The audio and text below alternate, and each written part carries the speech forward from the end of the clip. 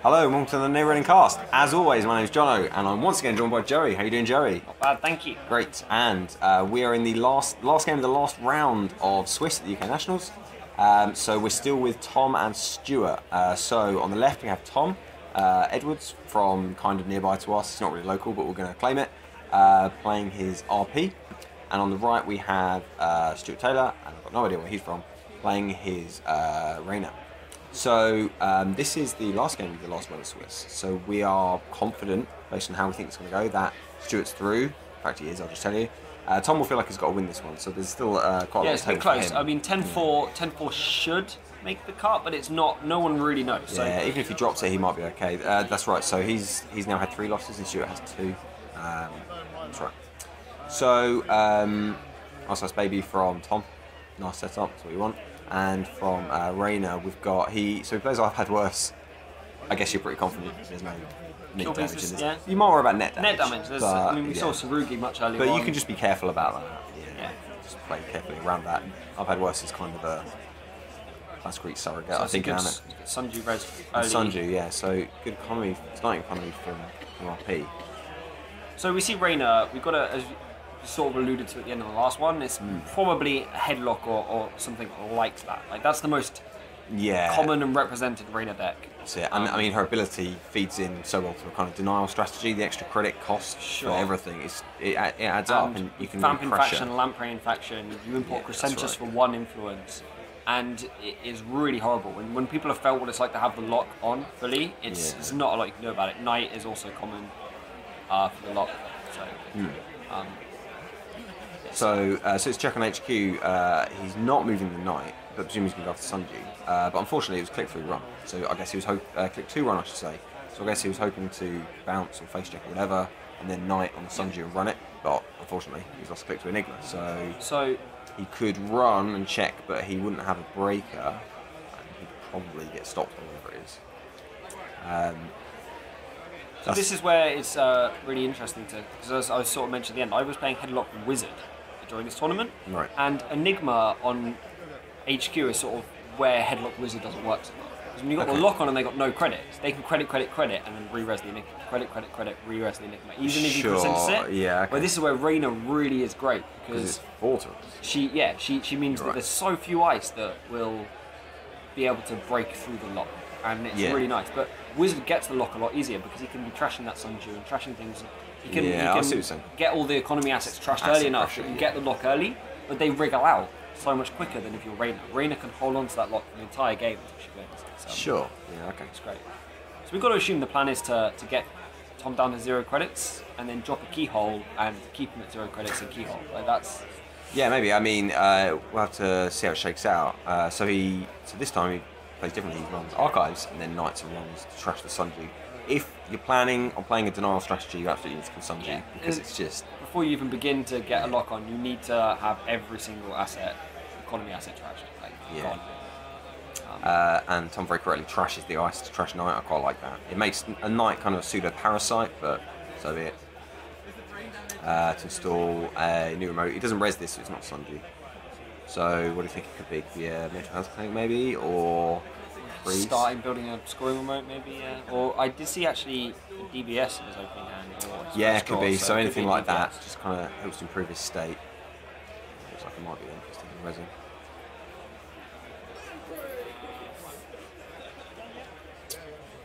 So decent money for Reina though, getting money off Katie, and DBS will definitely help. As you correctly guessed, DBS will definitely help him kind of fish out what he needs. Yeah, that's really going to help build his board state, and if that stays up for any sort of length of time, that's a huge advantage to really be able to filter through the deck like that. So it looks like Tom already has a kind of inkling on what's going on because he's put a second ice on HQ. I mean, maybe it's just the way I play. I very rarely ice HQ multiple times. I don't kind of deal with it, but against Anarchs, modern Anarchs and against Headlock, you need to. In fact, even the first Caprice, sometimes people will put the first Caprice down straight on HQ, and that can really, you don't want to waste a vamp going into a side game.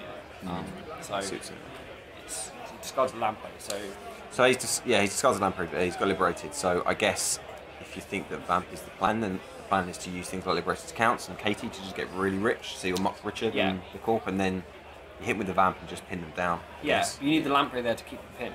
So maybe, I mean, I guess it depends on if you're trying to.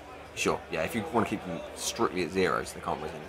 yeah, and then hopefully you have a Desperado out as well as a Lamprey. So every time you run HQ, Again, you get a credit, they lose a credit. You get credit, they lose a credit, and because you have that one more click from the Corp does, you can use that strategy and have a click free to keyhole or to do whatever you want to do. So, and then Crescentius and Parasite. If you're the Corp. Sure, and then that's a whole turn they're still on 0. Yeah, but Lamprey's gone, right? If that's what you're worried about. Yeah. You've got clone chips hopefully in there. Good Crescentius recursion, Parasites to keep the ice down to 0. Yeah. Okay. All right.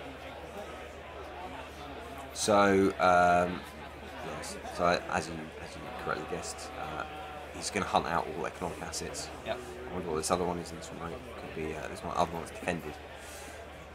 Could be more economy.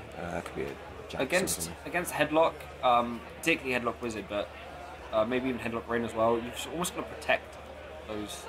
You don't want to be protecting a mental health clinic, but he's going to trash it, and and they're really useful to have. So if you've got Pup, maybe you protect it with a Pup or something like that. Should Stuart be trashing this DBS? Is it worth going after it? I mean, it's not. If he's only worried about economy, it's not going to help. Having 0 credits with one card instead of another is not really going to matter. But it's giving him options. It's giving. He's forcing the rest of the ice, maybe.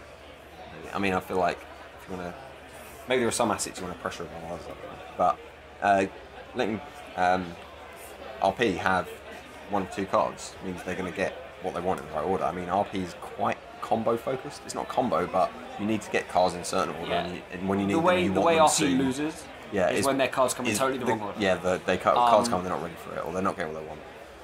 So yeah, that's really going to help. It'll just help even out his draws. I mean, so when he rezzed it, Stuart joked about showing off, and it obviously was a joke. No one actually plays that.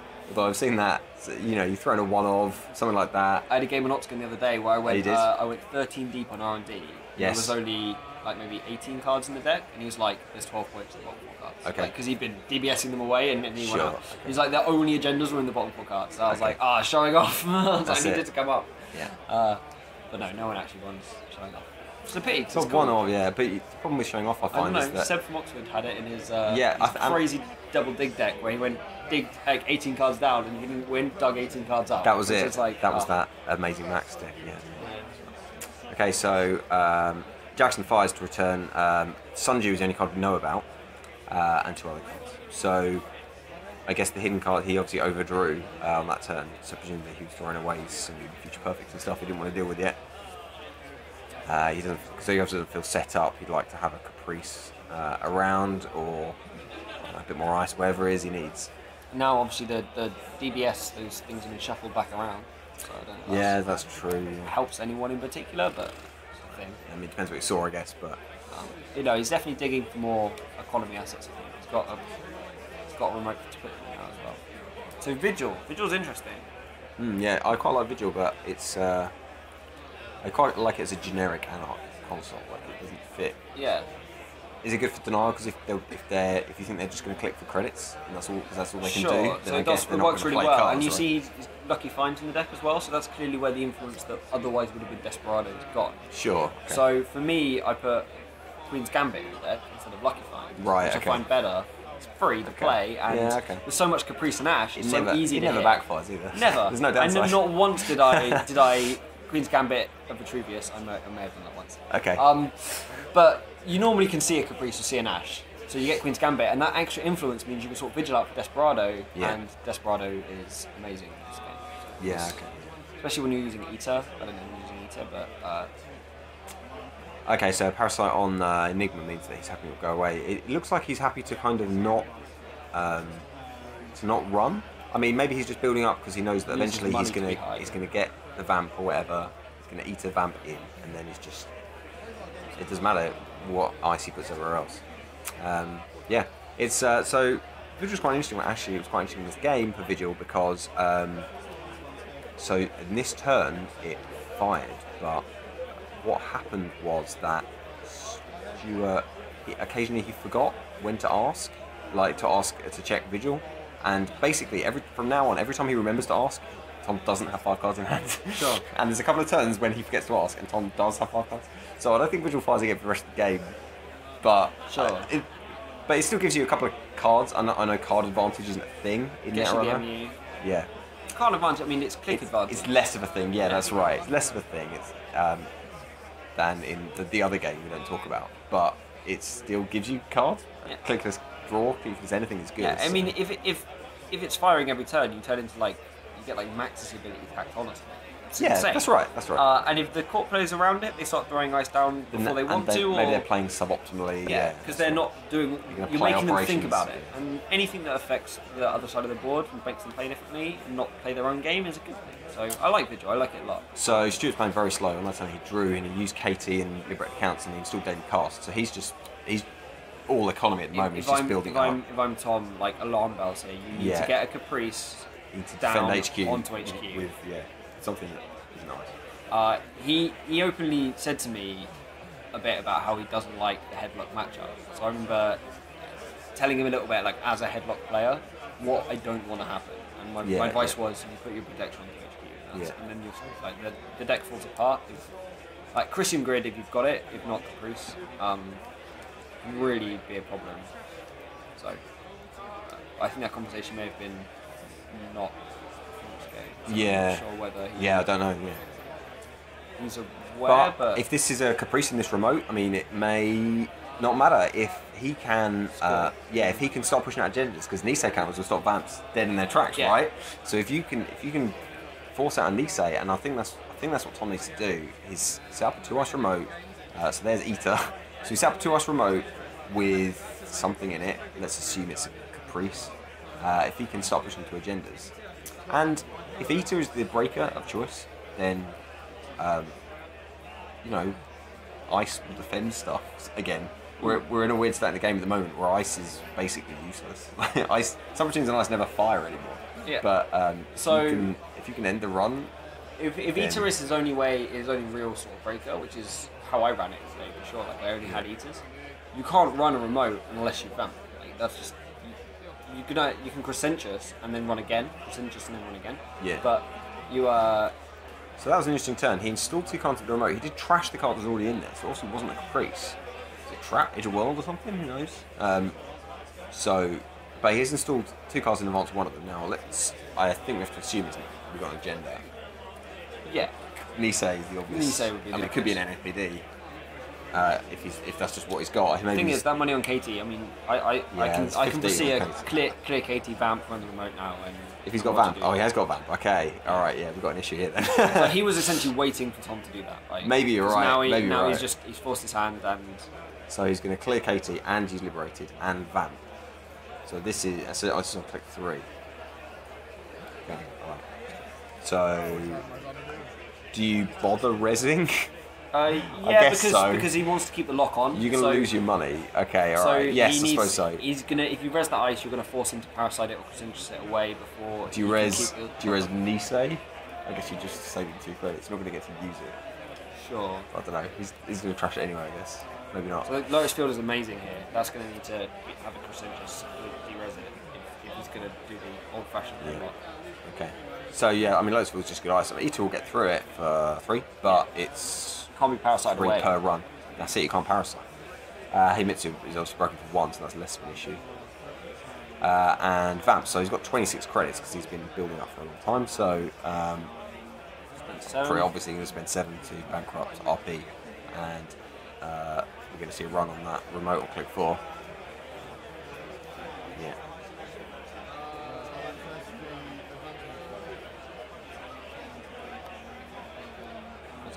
So yeah, so it wasn't an NPD, so he can steal it, and Chris was just going to trash. So so it wasn't a Nisei. I mean, in some ways that's good. It's good for Tom. Tom, because he doesn't he wants to score a Nisei. But now he has no credits, and yeah. So what do you do now? 3 credits, I guess. I mean, yeah, because he can't, because the lock isn't on because he hasn't got Lamprey and he hasn't got Crescentius, and he can't keep getting back into that. So it is 3 credits.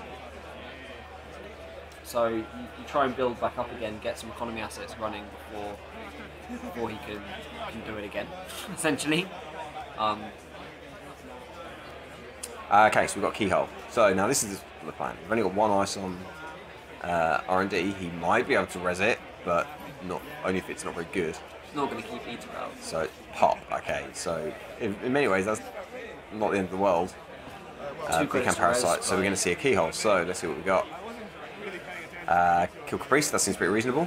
So what's your priorities here? I feel like if you want to keep them down, the priorities aren't necessarily agendas. That it's. Depends on the agenda. Yeah, I think something like Caprice might come before an agenda, right?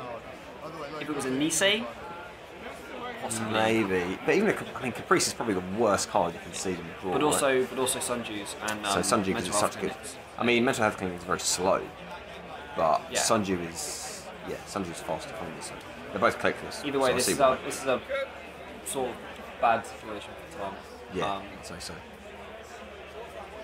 And this is what Headlock does. It forces you to spread yourself pretty thin because you have to protect HQ, but then Keyhole is their pressure once they've been attacked. Yeah, so and you haven't got the money to do anything. It feels perfect. Yeah, so he's trashed the DVS now, which means that suddenly Tom isn't going to get to choose what he draws. Yeah. So he can't hide agendas at the bottom of the deck. And Ron Q, he draws an agenda straight away. I mean, he's not going to hide on the bottom of the deck for long anyway, because he's going to be shuffling every click. So all of a sudden, Tom realises what it's like to play against a Headlock deck, Yeah, where so- you're suddenly like, this is going quite well, I'm building up, I haven't lost any points, and suddenly you're like, whoa. Yeah. So I guess you take 3 and just hope that R&D won't betray you for a turn, and then maybe try and install some ice. I mean, The thing is, you can see 12 cards. that's right, he's going to see 12 cards, so... That's a That's lot what of it cards. says.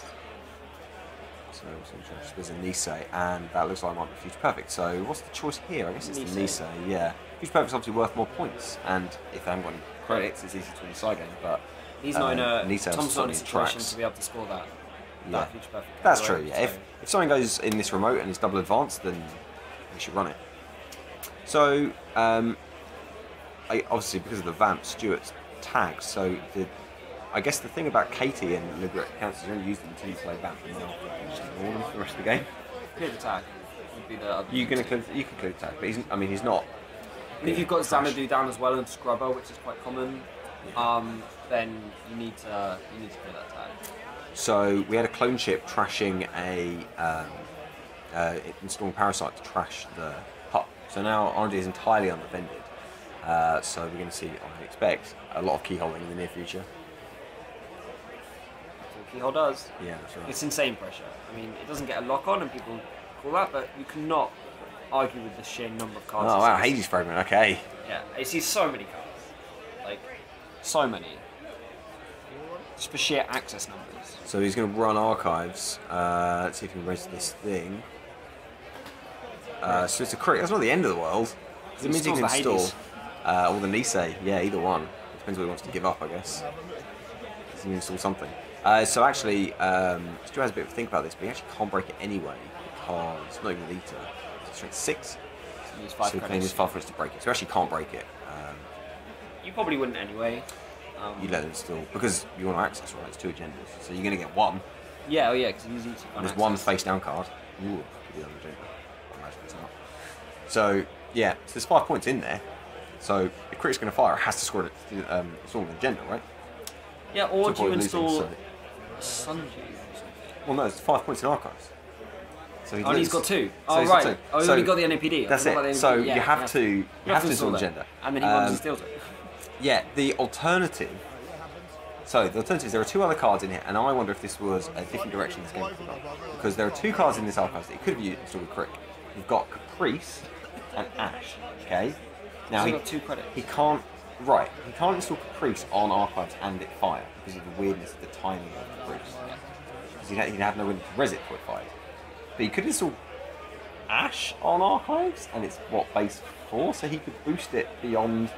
He's only got 2 credits, so. But he could boost it enough to defend. I don't know. No, it's 2 to res. It's a strength 4. Oh, and you're then right. he pays That's for right. 4, It's 2 and to res. actually, Yeah, okay. it's You're fine. right. It's almost, it's very close. But I'm just trying to work out if there's some alternative there. I think you're right. that I think ruling on archives Caprice is the that only. ruling on Caprice is really Because weird. it's I weird had, timing. I had someone rage quickly on Octagon for that exact thing. Oh, yes. They installed Caprice. It's like that doesn't work. It's like Yeah, you can do it, but the Caprice won't fire. Yeah, I'm going to trash it straight So away. they That's just it. Yeah. close the window to leave. Okay, right. Yeah, no, that's right, because you can install it, that's fine. And the firing point is after it gets installed. But there's no opportunity to res it for that, so you can't res it as part of the subroutine firing, so yeah. Anyway, so it's an agenda that he installed. Yeah. It's the Nisei. That's right. Oh no, No, it's the Nisei because he gave up the Hades fragment. I kind of get that. I think the Nisei is really important. Yeah. Anyway, back to keyholing. So he's not running the remote. He's not running the remote. I feel like I'm not worried. I mean, he's got RP on the back foot. He's got Crescentus down. There's no way that there's 10 credits now. So 10 credits. So he can start rezzing stuff. Yeah. And if he rezzes even one thing, he can't get in to Vita. So he wanted to break it. You can Crescentus it and then run it again. Yeah, right. Tennis, but you don't want to do that. But with 10 credits, he can probably rest up twice. He just needs to hit one more addendum, really. That's it. That's it. So he's going to check the remote just to see if he's just basically, I guess, to force him to read something. Just you got to keep me out. And of course, because it's Reina is the extra credit. So that's 4 for an Eli. He eventually remembers, and you know, he could break it, but there's no point. I guess it's click 4, so he can't click through it. So there's no point breaking it with but it does mean he's cost Tom 4 credits, so he's keeping the economic advantage even with where he chooses to face check. You know? Yeah, for sure. It's a hard situation. There's agendas everywhere. That's it. Yeah. And hedge fund. Okay, that might help a bit. And yeah, Tom's just trying to stay afloat now. Is now the time you put a Caprice on R&D or something? Yeah, maybe, but then he just or runs Ice in and R&D. texts you. Ice R&D is a maybe, yeah. But I mean, you've got Eater, so it's not going to cost him any more to break. I like the advanced Nisei. He knows it's there, so like he's got to do something about it. Yeah. So he's going to try and score this agenda, and this could change things a little bit. I mean, you've got to assume he can get in. Like, I mean, if he say keyholes and then runs the remote, he could click Eli and then force Tom to res the thing behind it. If he wants to keep him out. Or he just keyholes some more. Just keyhole 3 times. Yeah. And then hit Archives, I guess. Here's what comes out. Yeah. It's either way. There's agendas everywhere. There could be agendas, and Tom's just trying to not let anything get stolen. So. Yeah, that's it. So it's and there's still a Nisei in. Nisei in the bin. In Archives. So Future Perfect in hand. There's a Nisei in the remote. That's true. And there's a load in R&D which is wide open. So it's yeah. I mean, I guess there's fewer in R&D than there were. Yeah, sure. So that's good. So he's thinking about checking this remote. No, I'm sorry, he's going to keyhole. But I do wonder what this remote is. DBS or mental health clinic or something? Let's see, what can we keyhole here? Mental health clinic, okay, that makes sense. It's obviously free to raise and profits. Yeah. So now, yeah, I mean, there's a couple of options open to Stuart now. He could run the remote and Crescentus or not the Eli, and then force the rest from behind it. He's going to run the first remote. Let's see what this is. It's going to be a. I didn't res it though. So it's not Sunju or Metal. Jackson. Yeah, so this is Jackson. So he shuffles the Nisei back. So he can shuffle in the Nisei, and I guess whatever. Mental health clinics, stuff, Sunju's money. Things that look good that he might Caprice. trash. Yeah, Caprice and Hedge funds. Other kinds of blacklist. I guess should have been revealed by now. But whatever. So yeah. Blacklist is quite a good shout here. I mean, there is definitely. I mean, there's no encouragement on the board at the minute. So he turns the Nisei, as you correctly guessed, and 2 hedge funds, I think. 2 hedge funds. So that's where he returns with Jackson. So Stuart does 2 clicks left. But he does know that an agenda's just gone back in R&D, I guess.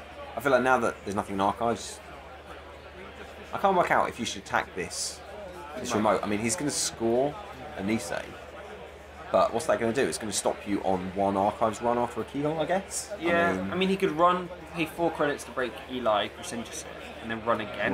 And just then make Tom pay 4. So he's going to keyhole. He's going to keyhole and click 3 instead. Yeah, that's it. But I mean, that's 4 credits lost. Yeah. He then scores and leaves him on 2 credits. So mental health clinic again. Yeah. So he's favouring things like mental health clinic over, say, hedge fund.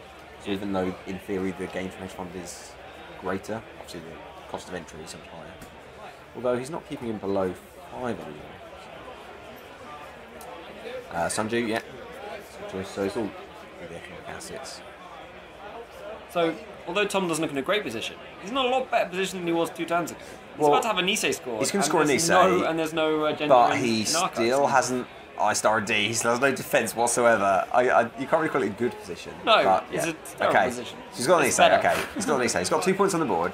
So what's the plan here? I guess you try and rush out another Nisei as soon as possible in the remote. I mean, if Ita's all he's got, it's going to take multiple clicks to get in.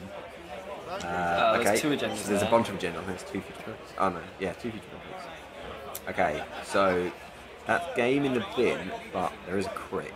You just keep going, right? So there's more than one agenda in our cards. You're right, they completely forgot about the visual. Yeah, they do. He occasionally asks.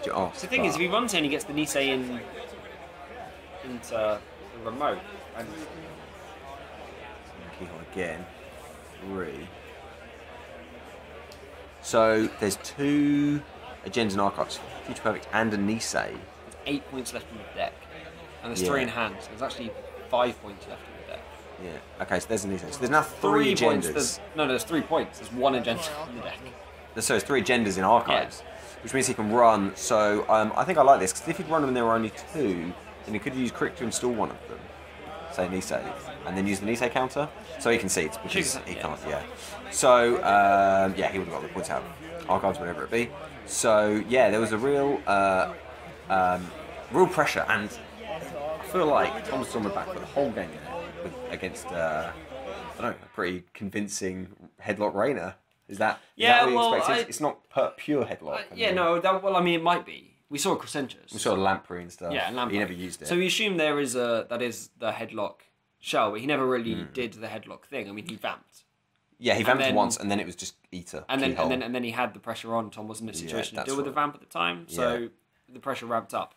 To be official, like the headlock Reina, you got to run HQ a lot. Yeah. You Crescentious in, they lose a credit. You keep everything de-res, and you keep them on 0 credits. So it's not pure. And you can't. But it's denial, all the way denial. Yeah, denial. Yeah. And because you have no way of pressuring remotes if they have any money, you have to keep that lock on so you can run the remote. So yeah, it's an interesting deck, but he didn't need to actually do the full out headlock there. I assume that's what's in the deck, but I don't know. Will we see him again? Let me share my notes. So actually, I believe we won't see either of them again. Let's find out. They did both make the cut. So Tom did make the cut. So Tom did make the cut. Yeah. So 10-4 he was had enough. 4 losses. Yeah, 4 losses was fine.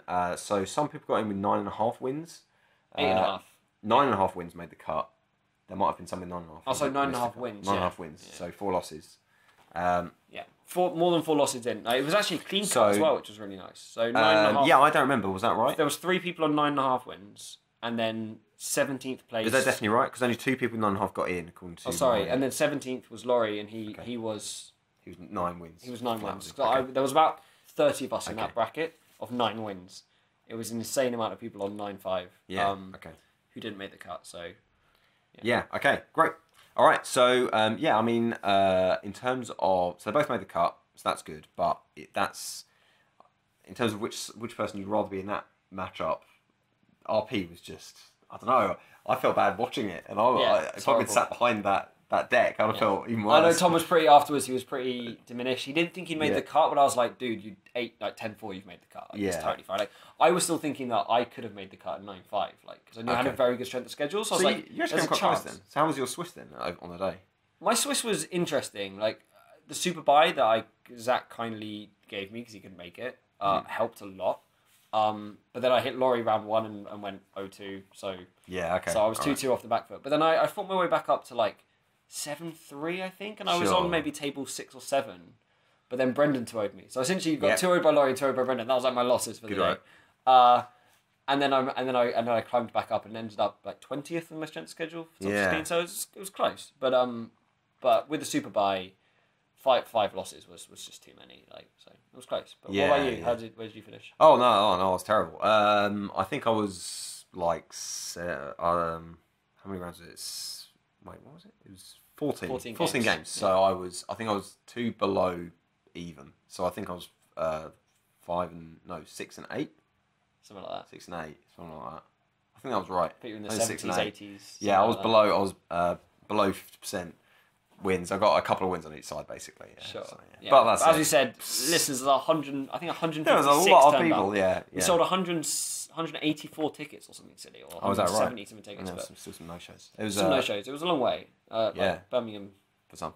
Some. That's not too bad. It's okay. Yeah, it's not that bad. Yeah. So but it was a decent day actually. I met a lot of lovely people as well. The conditions weren't great. It was very cramped. I found during the Swiss things changed during the elimination because people could spread out.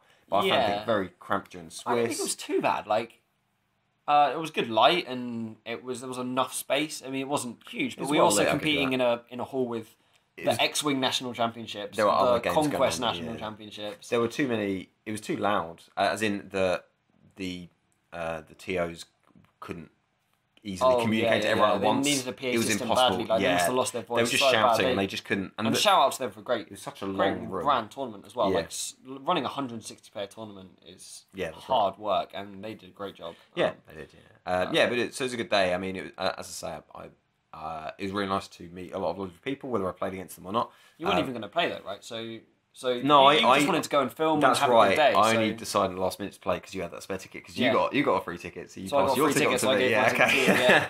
So yeah, I wasn't actually going to play, but I did on the last minute. I was actually just going to film in the end, but no, it was good. It was still a good day now. As I say, I got to meet, and during the elimination as well, it's nice to meet lots of people. In fact, let's do a quick. We can do a quick breakdown of since the Swiss is now over in these videos. I can chat a bit about the cut. So top seed was Alex White. We saw him in round 3 against Dave Holland. So what round? What did he finish on as well? He got 12 wins. So he only got 2 losses. Yeah. Also with only 2 losses was Stuart from this game. So he was the number 2 seed on the day. Yeah. Local Brendan was 3. So me and Brendan were both on that 7-3, and he toured me in our 2, and then he shot to the top. And Tim Fowler, who's featured on a few videos, was number 4 as well. Yeah. Him. So yeah. Tim, those guys are the top 4. Let's see if we've got any others. Yeah, so we've got Chris Dyer, seed number 7. Dave Holland was number 8. Andrew Hines was an assist. Andrew Hines was number 5. Yeah. So Quinns was seed number 9 as well. Quinns from Shut Up and Sit Down. Yeah. So I got him on camera during the elimination, so we'll see that. We also got Tom did make the cut at seed number 10. Let's see. No other woman named Sam. Seamus from Edinburgh. Yeah, so Sam Burdock got 9.5 wins. He was seed number 15. So as you say, 9.5 wins was where the cut was. So in our next game, we are going to see, as you mentioned, Seamus McLeod, who's got an incredible Scottish name. And great guy. It's really nice. Yeah, best dressed man in Netrunner. Yes, that's right. He's got that reputation now. He was well dressed, and you'll be able to see it on video. So in the first round of elimination, we're going to see him against Andrew Zenesis Hines. So that'll be quite an interesting matchup. Specifically, we had Andrew playing his corp. He was RP. RP, same as Alex White's. It was actually the same deck. Yeah, I think they carved a couple of the same decks. Okay, so, all right.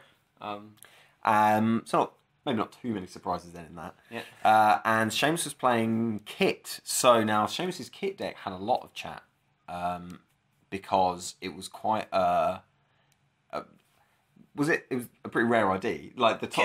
Kit's pretty rare, but I don't have the breakdown of the cut here, but the identities were all pretty much. There was a lot of Kate. I mean, the UK has a huge Kate amount. Yeah, there's an awful lot of Kate, and there was a lot of RP on the corp side. I remember that, and with a bit of a smattering of NEH and a fair amount of Blue Sun. Actually, I think it was a decent. There was a Leela, and I mean there was a lot of it. 16 players. There was a Wizard. There's a Wizard.